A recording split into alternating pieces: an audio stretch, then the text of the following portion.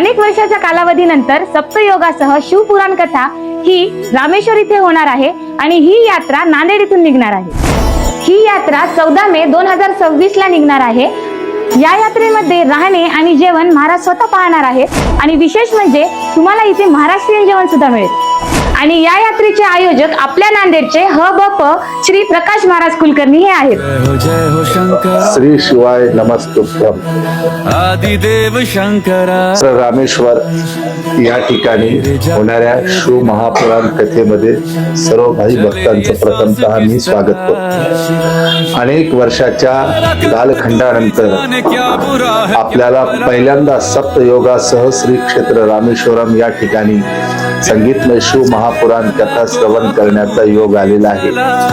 हे सप्तयोग म्हणजे प्रथम अधिक मास, ज्याला आपण पुरुषोत्तम मास म्हणतो, दुसरा गंगा दशहरा, तिसरा जे आहे तर त्यासोबत गुरुपुषामृत योग आलेला आहे। चौथं श्री क्षेत्र रामेश्वरम हे धाम आहे। पाचवं ते एक ज्योतिर्लिंग सुद्धा आहे। त्यासोबत सहावं म्हणजे समुद्र स्नान व सातवं सर्वात महत्वाचं म्हणजे या ठिकाणी भगवान श्रीरामानं 3 दिवस अनुष्ठान करून साक्षात महाकाल ईश्वराचं अधिष्ठान केलं। त्या महास्वरूप महाकाल भगवान श्री महादेवाची शिव महापुराण कथा आहे।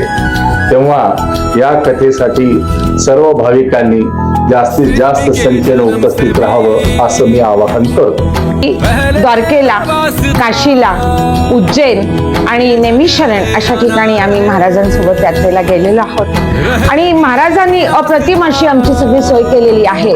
त्यांच्यासोबत अगदी ते इथूनच काही त्यांच्या घरच्याच लोकांना तिथं घेऊन जातात आणि ते आमची उत्तम अशी व्यवस्था करतात। भैया जैसे हमारे गुरु, हमारे मार्गदर्शक प्रकाश महाराज जी कुलकर्णी, इनके साथ मैंने वृंदावन में भागवत सुना है, द्वारका में भागवत सुना है। इतना आनंद, ऐसा लगा है कि हम जहाँ पर वास कर रहे हैं और ये सुन रहे हैं, कहीं हम रुक गए थे, हमारे यहाँ भाग्य खुल गया।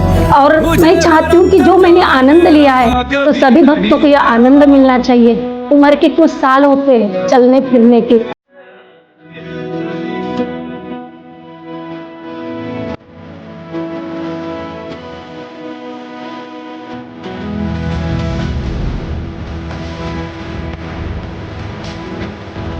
आणि मोजक्याच सीट शिल्लक आहेत, तर आजच आपली सीट बुक करा आणि खाली दिलेल्या नंबरवर कॉन्टॅक्ट करा।